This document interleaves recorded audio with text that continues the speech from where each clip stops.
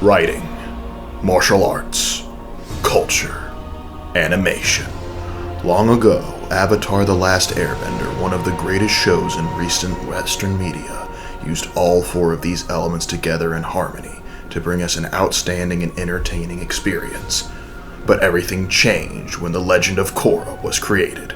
Only the Raven, master of ranting about things only a handful of people cared about, could point out the flaws and errors of the new series.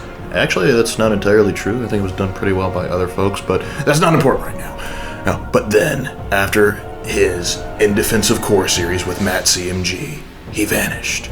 2 years have passed. No, literally, 2 years. Go check for yourself. Raven released the last Defense of Korra video on January 27th, 2021. And then, Raven has discovered a different Matt to debate. The film theorist himself, MattPat. Although Raven's ranting and critiquing skills are great, he's nowhere near as popular or beloved as the film theorist. But I believe Raven can debunk his idiocy.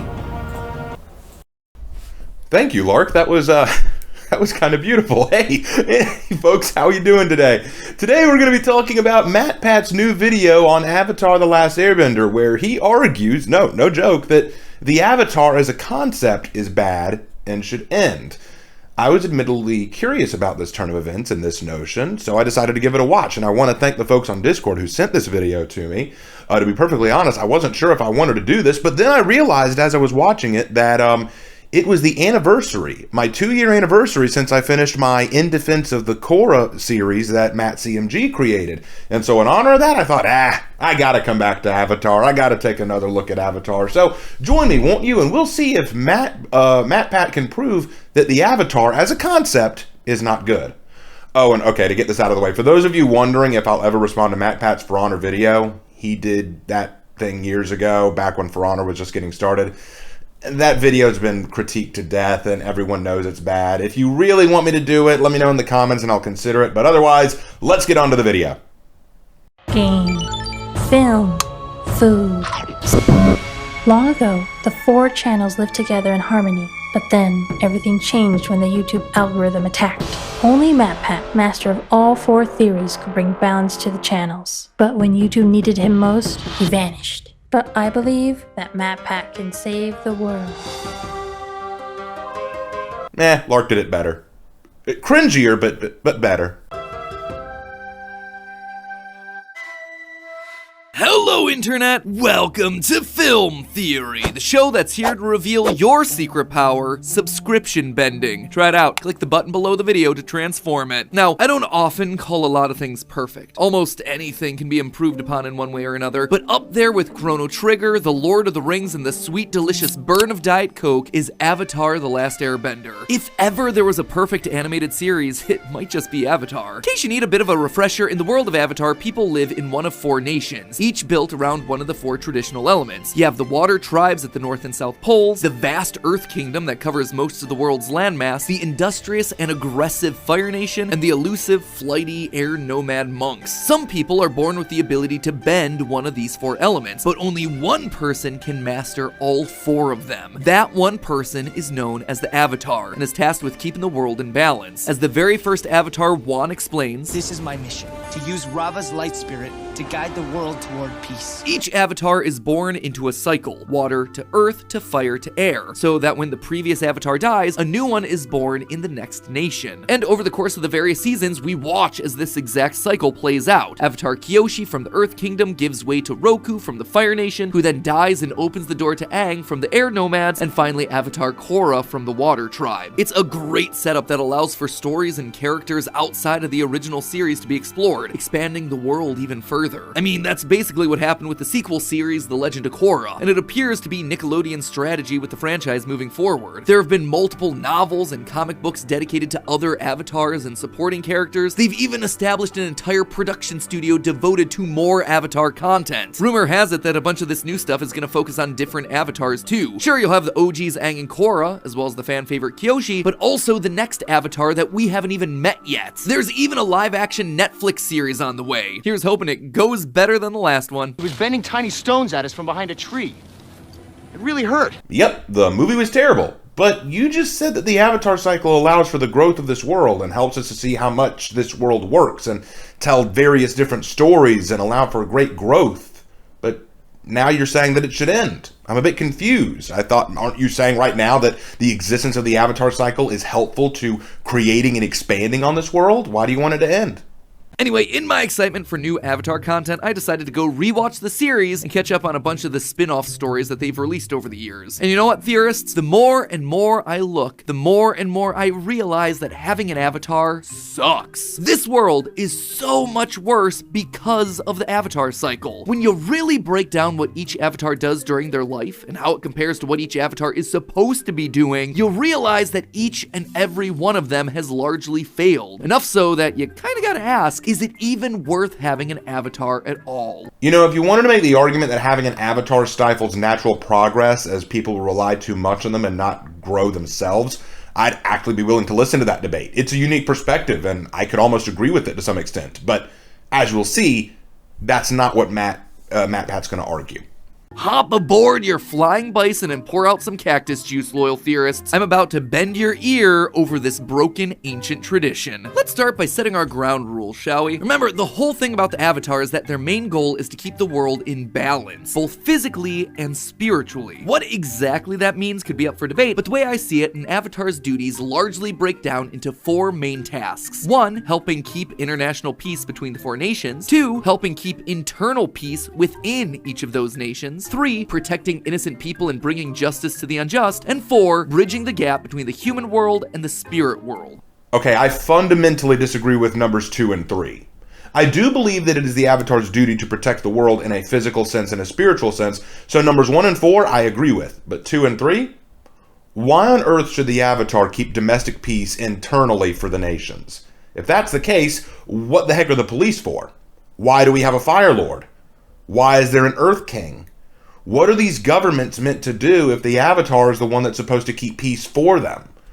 Should they also be in charge of public administration, tax collecting, agriculture, trade, law? Should the Avatar sit in on domestic disputes? I mean, you might laugh at me and say, Raven, you're being way too nitpicky. He obviously knows that the Avatar can't do all of that. But, well, of course they can't. But it goes to a point. The Avatar is the macro of peace, but each individual nation is responsible for their own internal structure. The Avatar can't be expected to govern and run all 4 nations at once. If that were the case, then Sozin, you should have let him get away with it. You should have let him do what he wanted. He would have made an ideal Avatar, as it would have been much easier to police 1 giant nation as opposed to 4. And then as for number 3, the whole, protecting the innocent on an individual level thing, this was addressed in The Legend of Korra. While the Avatar certainly can stand up for the little guy and protect the innocent, that's not really their job. I mean, don't get me wrong. If an Avatar sees a crime being committed, stop it. Absolutely. Do that. But it is not their job to police the world. That's what the police are there for. It would be the equivalent of expecting NATO to deal with your car being stolen. That's not its job. So already you're starting out bad. It's showing that you don't seem to have a fundamental understanding of the Avatar. And of course, someone's going to say, well, he said the Avatar's job is up for debate. Well, I checked the Wikipedia and it says, quote, as the only physical being with the ability to bend all 4 elements, it is considered the Avatar's duty to master the 4 bending arts and use that power to keep balance and peace among the 4 nations of the world, as well as between mankind and spirits. So he's mentioning numbers 1 and 4 there, not 2 and 3. So I think that part he made up, or is assuming that they should have that role. Nothing mentioned about domestic policy or taking action against minor injustices.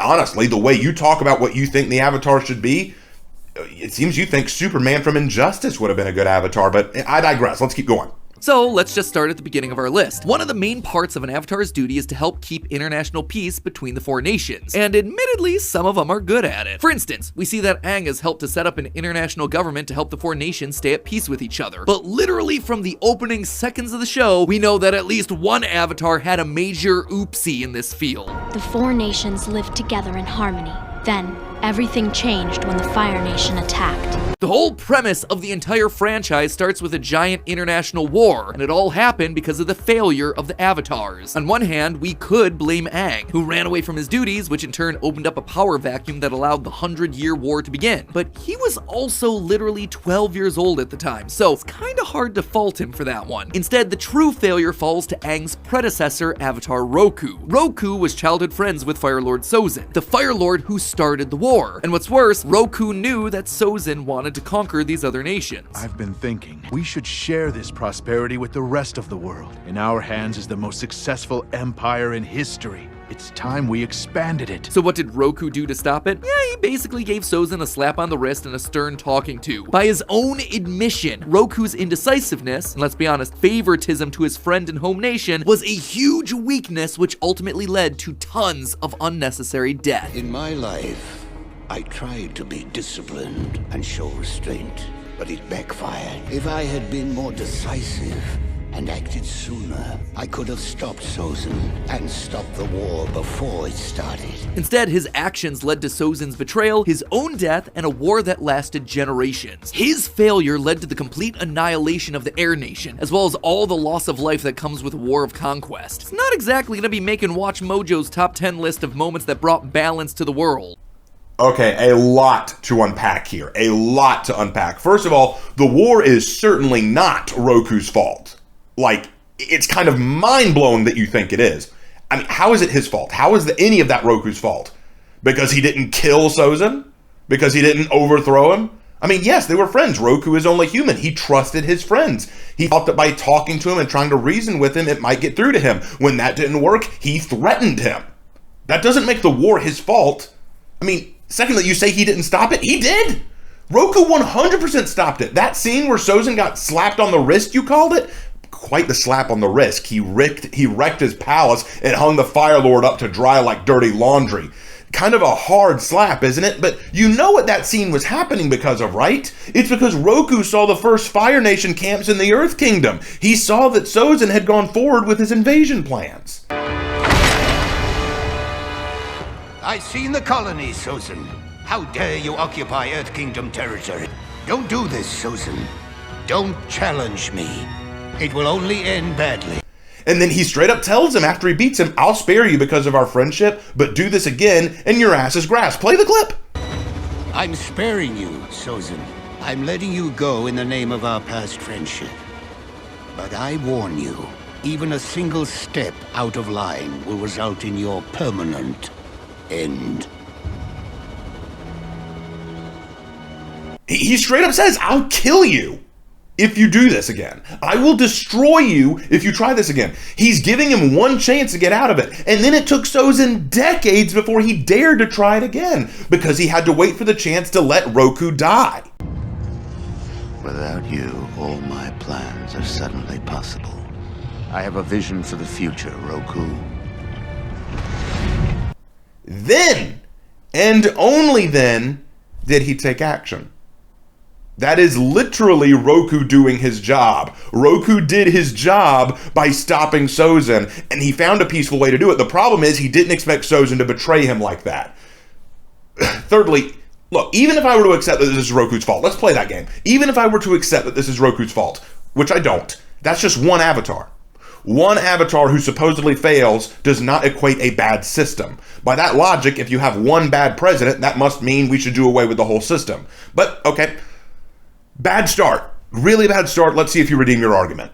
And here's the thing, we don't have to look at Roku or Aang to see the Avatar's failures here. In the prequel novels, we learned that Avatar Zito, the Fire Nation avatar before Roku, was born into a time of great strife for the nation. And instead of working internationally like most other avatars, Zito decided to focus on the domestic politics, becoming a bureaucrat within the Fire Nation to help his people. Though he helped shepherd the Fire Nation back to prosperity, he did this at the expense of all the other nations. This eventually led to an event known as the Platinum Affair, shortly after his death, which saw the Fire Nation and Water Tribes secretly backing a challenger to the Earth Kingdom throne. When this was discovered, it led to all three nations becoming incredibly isolationist. Because of this, Zito's immediate successor, the air nomad avatar Yang Chen, would look back on Zito's legacy as messy. Yeah, it's almost like the avatar has higher responsibilities than domestic. maybe that avatar shouldn't have focused so heavily on his own nation and worked to help the world.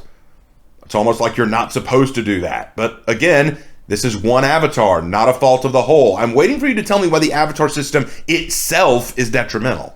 So, as you can already start to see, having one person solely responsible for policing the entire bending world is like an impossible task. Time is going to be the Avatar's most limited resource, and the decisions that they make on how to spend that time inevitably means that they're going to have to sacrifice one major part of their duty. Obviously, for Zito, focusing all of his attention on bringing prosperity to the Fire Nation meant that he let conflict arise within other kingdoms with the Platinum Affair. We see a similar situation arise in the Avatar Kyoshi books. The Avatar before her had a singular focus on dealing with the spiritual duties of the role. This meant that he neglected his responsibilities as a politician. His neglect of the physical world allowed the Earth Kingdom to become destabilized by infighting, and Kyoshi was basically forced to spend her entire life cleaning up that mess. But don't feel too bad for her, she caused even more problems than she solved. Case in point, Chin the Conqueror. Now, this guy was a warlord standing up against a corrupted king. That said, Chin was far from a hero. As Kyoshi herself says, a horrible tyrant.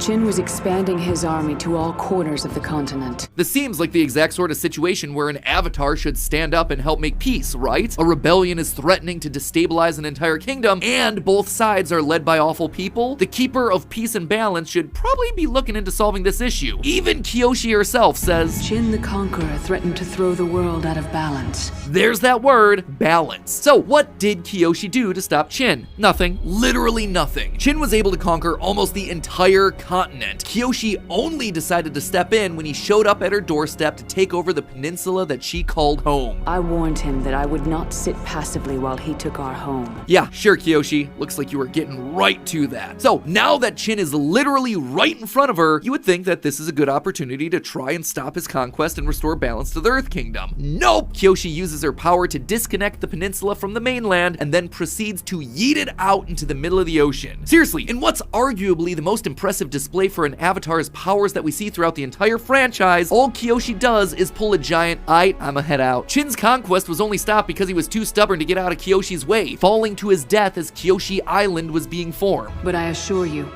I would have done whatever it took to stop Chin. Really, Kyoshi? Sure looks like you got some massive revisionist history going on there because you didn't do a gosh darn thing in the months leading up to him coming to your peninsula. Okay, I think this is largely because it is not the Avatar's duty to deal with domestic or government affairs. You want them to do it, but that's not their job. Even if the Avatar doesn't like a ruler or a king, it is not their job to police them or replace them. Think about that. That would be entirely biased and prejudiced. If the Avatar reserves the right and the power to remove or put in place rulers and leaders that they choose, then the Avatar is just the god, king, or queen of the world. All these rulers, Fire Lord, Earth King, whoever, these rulers only act as governors for the Avatar's whim in that case. Again, Fire Lord Sozin would have been an ideal Avatar, creating a singular government with his power and that he would police himself. Like, he would have been great. Roku should have been all on board for that. And while, yes, Chin the Conqueror threatened to throw the world out of balance, that would only be if he decided to conquer outside of the Earth Kingdom. Technically, all he was a warlord trying to take over all of the Earth Kingdom, much like any other warlord in Chinese history. And Kyoshi, whose priorities lie outside of just the Earth Kingdom, didn't feel it was her responsibility to stop him in that instance. He hadn't gone so far that he was threatening world balance yet. Avatar Kyoshi didn't think it was her place to get involved. However, once her home was in danger, once her home was being threatened, that made it personal. Now she has the right to protect it. But again, okay, I'll say this. I agree that that is all very speculatory. And I will even confess that if I had been the Avatar, I might have at least tried to approach Chin or tried to talk to him.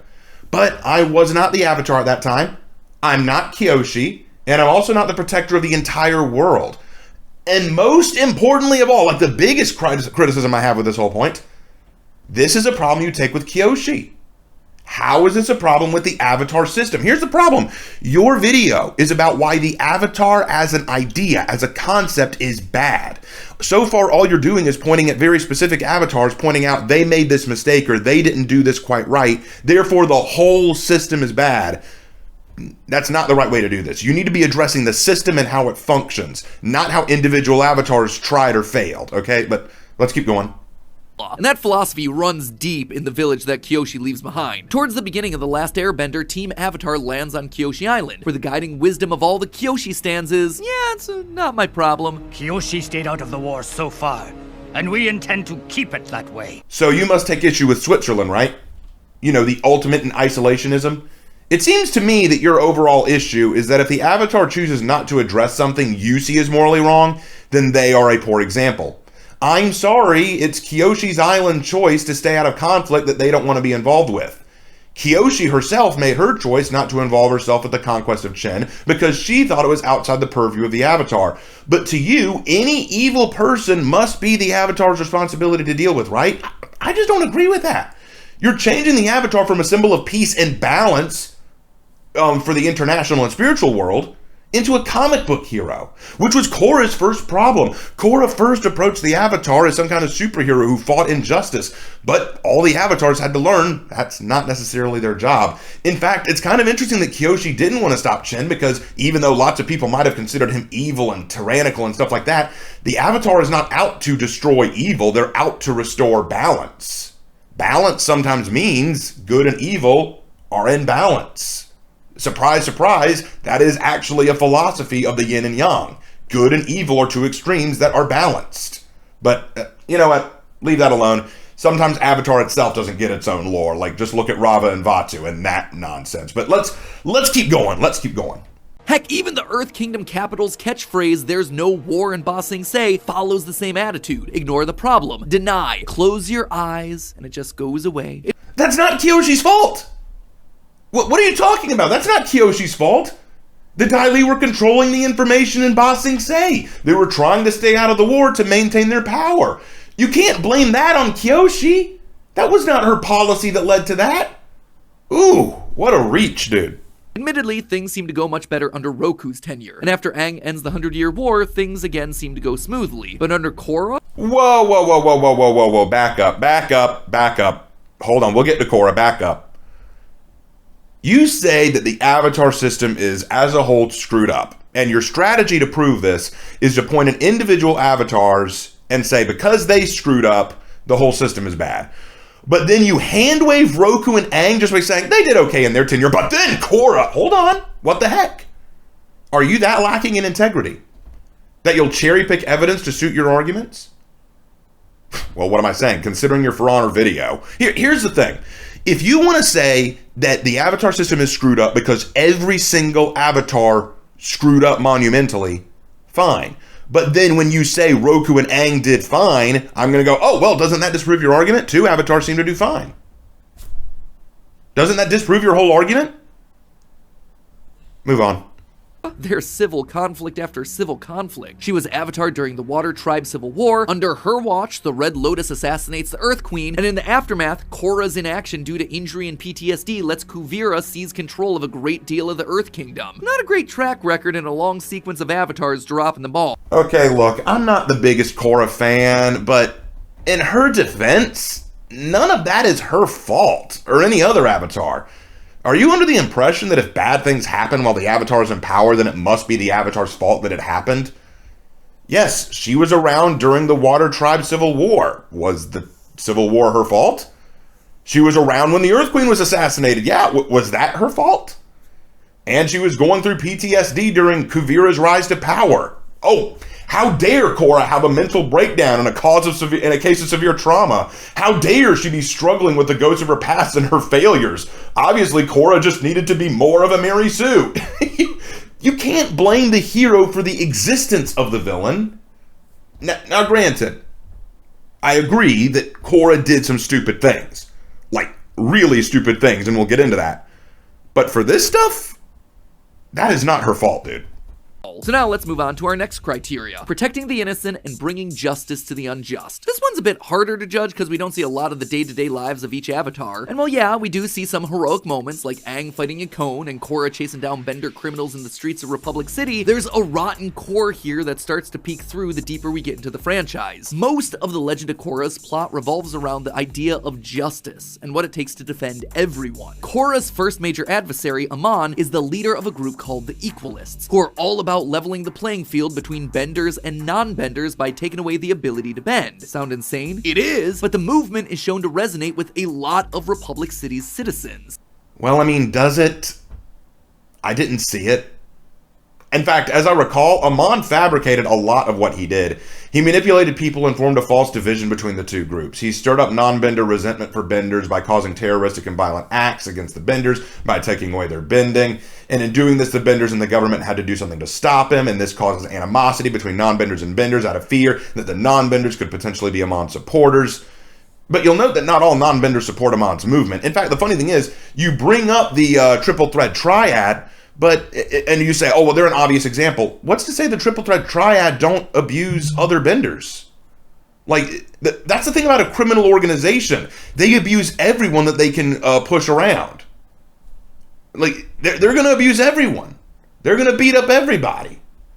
I don't... Move on. Life in the world of Avatar can be incredibly hard for non-benders, even in the new supposedly harmonious society that Aang created. If you're a bender, you have easy access to jobs. Power plants use firebenders to operate, trains are powered by earthbenders, and policemen are almost exclusively metal benders. Benders also have a much easier time committing acts of violence, as we're frequently shown groups of violent benders like the Triple Threat Triad, the Red Lotus, heck, even the Republic City Police, who treat the use of force like it's second nature. Non-benders are overlooked, they're ignored, they're frequently threatened. In one particular scene, Republic City's metal-bending police force hurt a group of non-benders like cattle, using force to break up a non-violent protest. These people are targeted because the police force has turned off the power to their homes, and they're peacefully resisting being profiled as members of Amon's uprising just because they aren't benders. A woman in the crowd makes a desperate plea for Korra's help, saying, "Please help us! You're our avatar too!" And Korra does help, kinda. Unfortunately for the common people, Korra considers the issue resolved after she outs Amon as a bender and a fraud, effectively derailing a movement that began and grew thanks to a genuine concern from a huge portion of Republic City's non-bending population. So that one doesn't look all that great for Korra. Man. Okay, couple things. Firstly, you seem under the impression that it is Korra's responsibility to solve all domestic problems in the city, that it's the Avatar's job to fix social issues. It's not. Bigotry and segregation do require a cultural change. It takes time. Generations, in fact. You're right, it's not something a superhero can do by just beating up some bad guys. You're exactly right. It takes time. Just like it takes time to create insurrection and division. Look, you have no evidence that this equalist movement was started naturally. I've always thought that the equalist movement was literally fired up and launched by Amon as his pet project. How do you know that he didn't stir this pot himself? I always look at the equalists as Avatar's version of Antifa. A bunch of people rallied together to create division and use violence to get their point across. And in the doing of this, they not only create more resentment for the cause they fight for, but also end up causing damage to the city and people they claim to want to protect. By defeating Amon, that was the start to change. Remove the powder keg that was threatening to blow everything up. So no, Korra did right by beating Amon. And after that, it is not her responsibility to now make peace between benders and non-benders. In fact, based on the fact that this issue isn't brought up again throughout the series, it stands to reason that it wasn't even a big issue in the first place, and Amon was just inflaming resentment that was not there, or at least not outspoken before. Okay, and let's talk about this. You said that benders have all the power. I seem to recall the Fire Nation putting earthbenders in camps for no reason other than they are earthbenders. I recall the entire Southern Water Tribe losing their benders because of a crackdown on waterbenders. I also recall certain people hating firebenders for no other reason that they are firebenders and past trauma upsets them. Of course, there is hate on all sides, but it is not the Avatar's job to fix that. That is a cultural thing. That's like expecting one president to fix all racism. Abraham Lincoln may have helped to end slavery in America, but he could not end racism, because laws can change in a day, but people's attitudes and behaviors may take time to change. Your understanding of civil and social order and stability is quite juvenile. In fact, the funny thing is, you think a lot in the same way as Korra did. Korra came into Republic City thinking, as long as I beat up bad guys, I'm doing the job of the Avatar. She had no idea what it meant to be Avatar. She had no idea what kind of responsibility came with that. Your mentality seems to go right in line with how Korra started, which is ironic because you're bashing Korra so vehemently. It's kind of funny, actually. But when you think about it, this is Aang's city. He created the system that Korra inherited. In fact, this goes well beyond just Korra and Aang. The imbalance between benders and non-benders is a failure of every avatar before them who popped up or exploited the same system. Which brings us back to Kyoshi, who honestly might have been the worst of the bunch. See, Kyoshi had herself a rough childhood. She was an orphan working as a servant until it was discovered that she was the Avatar. She later joined a criminal gang that was founded by her parents, and it's not like they suddenly stopped doing crimes after the Avatar joined. Nope, they decided to involve Kyoshi in the crimes. And that's not all. Kyoshi's youthful anger heavily informed her way of thinking. Even after learning that she was the Avatar, her thoughts were more centered on revenge than duty. The Rise of Kyoshi states that, quote, her hunger to learn all four elements had nothing to do with becoming a fully realized Avatar. Fire, air, and water were simply more weapons she could bring to bear on a single target, end quote. And much later in her life, she was so unbothered by taking a life that she didn't see a difference between accidents and intentional killings. You didn't really kill Shin. Technically, he fell to his own doom because he was too stubborn to get out of the way. Personally, I don't really see the difference. Okay, so you say that this problem has popped up with every Avatar that came before them. Every Avatar. And then you just tell the backstory of Kyoshi. Hyperbole does not help you here. Again, even if I grant you this criticism to Kyoshi, how does that mean the whole system is flawed? You don't bring up any other avatars besides Kyoshi. And there are countless others. This is getting repetitive. I may have to skip parts of this. As for protecting the innocent, here again we have some problems. In Shadow of Kyoshi, Kyoshi threatens to crush a mother and her adult son to death with a boulder while trying to squeeze a false confession out of them for something they didn't do. But her single worst decision is revealed in the canonical Flash game Escape from the Spirit World. It's here that Kyoshi confesses to Aang her biggest failure. See, one of the Earth Kings during Kyoshi's life was incredibly unpopular. His leadership was seen as ineffective and corrupt, and it eventually led to a peasant uprising against him. During the riots, the king ordered Kyoshi to put the uprising down, and to her credit, she refused. Instead, she encouraged the king to listen to the grievances of the people and find compromise. Seems pretty good so far, right? But here's the thing. Kyoshi admits that she didn't like the people standing up against the kingdom. In fact, throughout the whole story, Kyoshi seems less concerned about the human rights abuses committed by the king, and more concerned that the peasants are destroying historical artifacts and upsetting the stability of the monarchy. Not only is this some of the most dishonest criticism I've ever heard, but you literally put your evidence on the board and ignore some of it just to suit your needs. That is incredible. Are you afraid that I'll pause your video and read for full context? Because I will. In that piece you were highlighting, you say, I don't like this revolution either. That's the part you highlighted, but you didn't highlight or look at what was said under it. It says, but everyone in this kingdom must have a voice if balance is to prevail over tyranny. So she didn't like what the revolutionaries were doing, but she still wanted them to be heard. And so the question must be asked, what were they doing that she didn't like? Destroying not just historical landmarks, as you said. If you actually read the full thing, instead of just highlighting one piece of it, again, I guess you didn't expect anyone to actually pause and read this. She didn't like that they were destroying historical landmarks and buildings and anything that represented the old government. Kyoshi cares about the history and cultural integrity of Ba Sing Se. She's upset that they are essentially destroying their history and legacy just to make a point.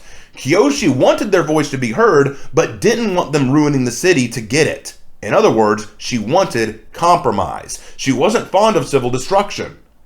That sounds to me like balance. You know, the thing the Avatar's supposed to care about. You also manipulated her words. She did not say that she wasn't fond of the people's problems with the king. She wasn't fond of the way this revolution was panning out. Her issue was with the people's behavior and actions. I'm really seeing a bias creeping out here, Matt. Because Kyoshi didn't directly support the people and depose the king, you see that as bad? You see her caring about the city and its landmarks as bad? You take issue with the fact that her criticisms were with their actions? Apparently, to you, destruction of property and civil disorder is totally fine so long as your leader is an asshole. I'm seeing a pattern, and it's not good. So, in exchange for the king listening to his people and ending the riots, Kyoshi agrees to train an elite group of earthbenders for him. They would be, quote, silent, precise, and feared by all. It was a force that would eventually be known as the Dai Li. Yep, you remember those creepy secret police from the animated series? The ones with the rock gloves whose loyalty could be bought and sold and who sided with Azula and the Fire Nation during the invasion of Ba Sing Se? They were Kyoshi's idea. She even admits that she regrets not foreseeing the long-term consequences of giving future Earth Kingdom monarchs access access to an elite secret police force. But here's the thing, that move didn't make sense even in her time period. This king, the one that was ready to crush his own people, he shouldn't have had access to that secret police force either. Imagine what he would have had him do to the peasants if they were around to begin with. Then again, when you're as powerful as Kyoshi and you treat your powers like a big ol' hammer, I guess everything looks like a nail. Okay, so what would you like to happen in the event that the peasants riot again? Is Kyoshi just meant to show up every time this happens and quell the rioting and damage control? Or perhaps there should be people with the purpose of stopping that shit before it gets out of hand? I'm not saying the Dai Li are good, but again, if you read the actual text on screen that you won't read out for full context, Kyoshi said, quote, she was doing the right thing. She thought she was doing the right thing by creating a group that protected cultural history. She did not intend them as secret police. She intended them to be specifically soldiers and officers who defended the integrity and heritage of Ba Sing Se. She did not mean for them to be what they became. And as for them being around then, maybe they could have protected the kingdom. I don't know. But kind of harsh on Kyoshi there, don't you think? When you treat your powers like a hammer, everything looks like a nail. Well, that seems odd, considering she didn't use her powers to hammer the tyrant Chen, which you were quite angry about, mind you. You were quite upset that she didn't hammer down that proverbial nail. And she also didn't bring her wrath down on the peasants, but demanded mediation and compromise. She really didn't use her hammer in that case. Kind of odd that you seriously want Kyoshi to bring her hammer down on the tyrants and the kings, but not the rioters and the peasants. So I guess being a hammer is totally fine with you as long as the nails are the ones in power, right? Again, your bias is very clear. It seems to me you just want avatars to fight evil dictators and tyrants because Aang did it with the Fire Lord or because you agree with that moral outlook. The difference is that the Fire Lord was threatening the entire world with a hostile takeover based on a war that had been going on for 100 years. There's a difference. Let's keep going. So again, for a lot of the avatars, protecting the innocent and bringing justice to the unjust is just a bust. Dude, you only named 2! What the heck do you mean for a lot of avatars? My guy, Korra worked her damnedest to try and bring peace to the city and was one of the only avatars we've seen who deliberately went after common criminals to help the little guys. But you're mad at her for not fixing an entire cultural and social schism? What do you think she is, Jesus? And you hate Kyoshi because she had a violent upbringing and because she didn't take down an evil tyrant and then created the Dai Li? Fine, okay, sure, fine. Let's pretend I grant you those 2 points. Right, Kyoshi and Korra are just the worst. Okay, what about Aang? What about Roku? What about Yang Chen? Yeah, for a lot. You sure did avoid talking about a lot of them. You even added Roku in your animatic. Are you serious? What did Roku do wrong? So that's 3 for 3 where a ton of avatars failed. But what about our 4th criteria here? Bridging the gap and keeping the peace between the human and spirit worlds. This is basically the thing that avatars are supposed to be good at. Surely there isn't a legacy of failure here too? Well, you would think, and then you would be wrong. We hear in the prequel novel dedicated to Avatar Yang Chen that when humans and spirits came into conflict, she would strike bargains that would get the spirits to leave humans alone so long as they took care of the physical world. And of course, humans did not live up to their end of the deal. As a result, spirits wound up committing a lot of violence against humans who broke their oaths. This in turn created a huge mess for the next avatar, Kurik, to clean up. We discover in the Kyoshi novels that Avatar Kurik would end up spending most of his short life fighting the dark spirits empowered by Yang Chen's decision. You can't blame Yang Chen for that! Yang Chen made an agreement with the spirits and the humans decided not to keep their end of the deal. That's not Yang Chen's fault. That one side of the issue broke the rules, that's not her fault. You can't blame the mediator when one party doesn't meet the agreement. And saying that Yurik had to make up for her decisions? What, you mean the decision to try and broker peace, which the humans went back on? That's not... Oh my... I'm getting a headache. I'm getting a headache trying to rationalize this. You think that because she tried to make peace and one side of the argument didn't follow up with their side of the bargain, it's somehow her fault? It sounds to me like Yang Chen was trying to do her job and the parties couldn't agree. And you earlier got mad at Yurik because he spent so much time trying to fix the spirit world's problems. Isn't that exactly what it means to be a peace bringer between physical and spiritual worlds? beings. Finally, let's skip forward to Avatar Korra, who might just have been the avatar to fail the most at this one. At the end of The Legend of Korra Season 2, Korra is subdued by her uncle Unalaq, who's merged with the dark spirit Vatu. Unalaq is able to rip the avatar spirit Rava from Korra's body, severing her connection to the past avatars forever. Thousands of years worth of knowledge snuffed out in an instant. Additionally, during this battle, we witness a world-shifting event called the Harmonic Convergence. Basically, a portal opens between the spirit and human worlds, allowing people and spirits to pass freely between them. At the end of it, Korra decides to keep the portals to the spirit world open, a decision that reverses the stance of the very first avatar and fatefully combines the human and spirit worlds. At first glance, it seems brilliant, right? Wouldn't the peaceful coexistence between humans and spirits create a more meaningful bond between them? Well, not necessarily. The unforeseen consequence of these two vastly different worlds colliding is complicated and really doesn't scream balance. First, the overlapping geographies of the world create huge territory issues. Houses in Republic City are overrun by vines, and entire city blocks are destabilized. Doesn't matter if you're a bender or a non-bender. Finding your living room destroyed and your building about to collapse is definitely on the list of top 5 worst breakfast time surprises. And second, Harmonic Convergence gives Zahir, one of the most dangerous warriors in the world, the power of airbending, which he promptly uses to start assassinating world leaders and throw the world out of balance. What? Why is that bad? Why is that bad? Didn't you want Kyoshi to kill tyrants and corrupt leaders? Isn't that what Zahir's doing? Isn't Zahir doing exactly what you wanted the avatars to do? Why are you complaining? Why are you bitching?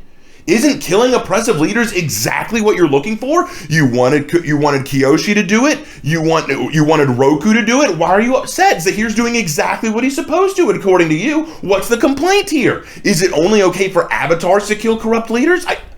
Wow, like total 180 here. I'm gonna chalk that one up as a big oopsie there, Korra. Okay. Korra is probably the worst avatar we know of. Her choice to leave the spirit portals open, despite Avatar 1 showing clearly why they should stay closed, is one of the most idiotic things she ever does in the series. It's even made funnier because Korra actually has a vision or a memory lapse of seeing Wan and why he closes spirit portals, and she still decides in the same season to reopen them. It's ludicrous and irresponsible, and it goes against the wishes of everyone. It's not what the spirits wanted, it's not what the people wanted, it's not what the previous avatars wanted. It breaks all kinds of balance. It was incredibly stupid and selfish of her to do. And when the people of Republic City are upset and afraid as a result of all this, and the spirits are complaining and whining about it, she just tells them all to deal with it. It's just the way it is now. It makes her come off as bitchy, and it's one of the reasons that I really don't like her as an avatar. You are 100% right there. I agree with you wholeheartedly. However, you can't blame her for Zahir. And you can't blame all avatars for that one dumb decision. As a matter of fact, you could say, if you made this video why Korra was the worst avatar, I might actually agree with that. But the previous avatars seem to understand why you shouldn't reopen the spirit world. They're meant to stay separate. As far as I know, Harmonic Convergence is the reason that Zahir and all the airbenders gained their new power. So you can't blame that on Korra unless leaving the portals open somehow caused that. It makes no sense how all that works. Harmonic Convergence was this thing brought out of left field, and it makes no sense how that operates. They're just making up rules as they want to with that. It's really silly, really ridiculous. But all of that, despite me saying it, does not prove why the Avatar system as a whole is broken. All it proves is that Harmonic Convergence makes no sense, and Korra made a really dumb decision. When you stop and look at the totality of what we know about the avatars, one thing becomes clear time and time again. This is a vicious cycle. Every single one of these avatars dealt with difficult issues, but their solutions just wound up creating more problems for the immediate successor. Zito focused too much on his own country. Yang Chen has to deal with and break down isolationist policies. Yang Chen helps make peace between the four nations, but at the cost of angering the spirits. Well, Kurik has to spend his life battling dark spirits and winds up neglecting the real-world nations. Kurik dies early in battle with spirits, leaving an unstable political situation. Kyoshi creates a secret police to try and paper over the problems of her country. Roku shows favoritism to his home nation. No! He didn't! He did not! Oh my god, did you gloss over how he threatened the Fire Lord's life if he kept trying to invade other nations? Did you miss how he stopped that shit in its tracks? If he was showing favoritism, he would have helped the Fire Lord. Are you dense, sir? Because he likes his friend and spared his life, he showed favoritism to his nation. Sorry, I had to hit myself. I can't believe you said something so stupid. Aang has to deal with a century-long war and the death of his entire people. And did Aang fix that problem? Didn't Aang fix the issues? What problem did he create? Did Aang not fix the problems and bring peace to the world? I guess that Avatar was objectively pretty awesome. All of them ignore non-benders? Korra has to deal with the fallout and the equalists. The Avatar cycle is a cycle of violence. It is a broken system. And honestly, that makes perfect sense. Ask yourself, why does the Avatar have to have a monopoly on balance in this world? The very concept of the Avatar is imbalanced. At the end of the day, the Avatars possess the power of a god. Literally, a god of light. But they're still only humans. Aang was a 12-year-old kid faced with solving a 100-year-old war. Kyoshi was a poor orphan. Eventually, she's gonna defend her home so it wasn't ripped away again. Roku was friends with Sozin. Of course, he's gonna be slow to action and more lenient in his judgment. One person holding that much power, that much influence, it's a recipe for disaster. I feel like I've heard this somewhere before. With great power comes great responsibility. You are aware that by comparing the Avatar's position to Spider-Man, you actually just wrecked your whole argument? By your logic, since humans are flawed and can't be trusted with great power due to the overwhelming responsibility, would you therefore say we need to do away with Spider-Man? Hey, Peter Parker's flawed. He makes mistakes.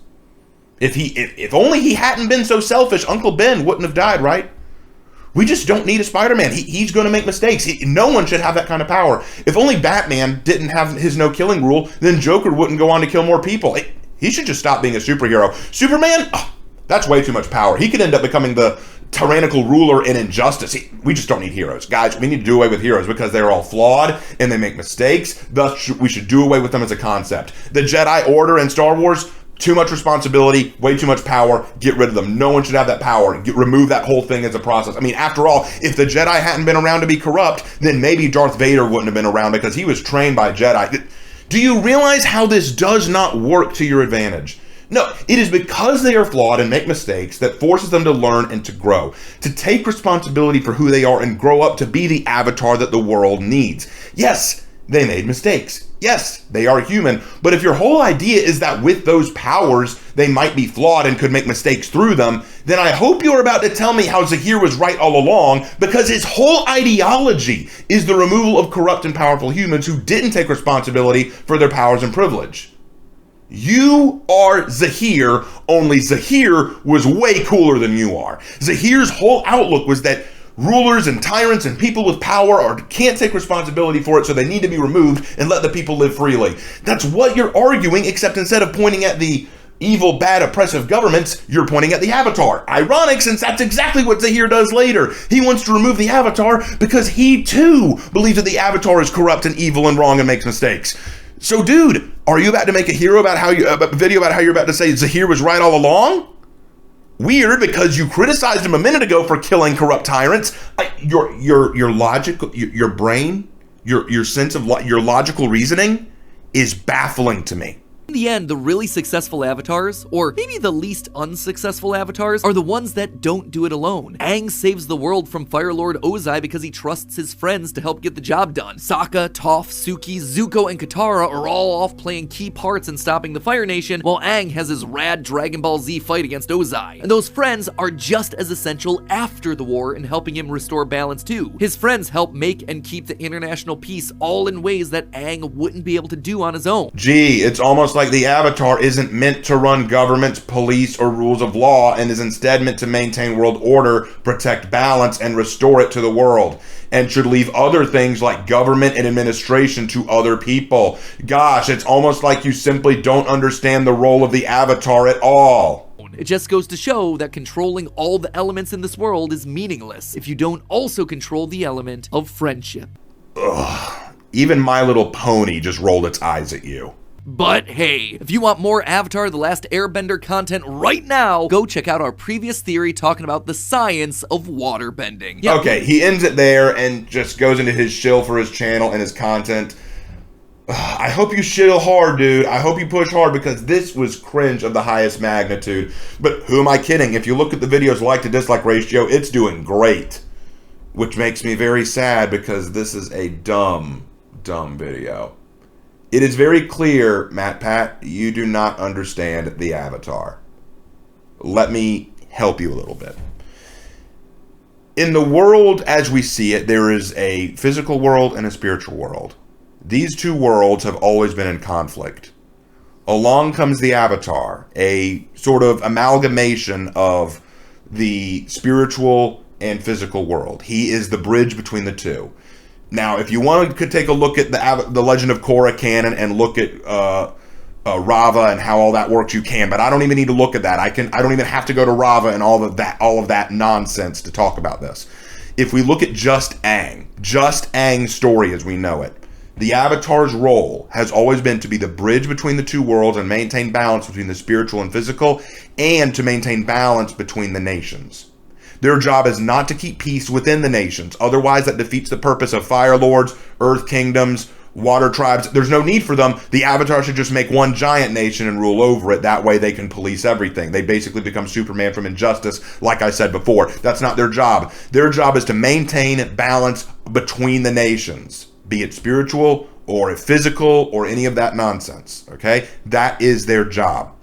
Now, can avatars be flawed? Absolutely. But that's because they're human, like you said. Yang Chen said avatars must be human because in order to understand people, they must live among people. It's kind of like the idea of Emmanuel, a God amongst people. You have this person with all the powers of a God. They are essentially a God reincarnated throughout time.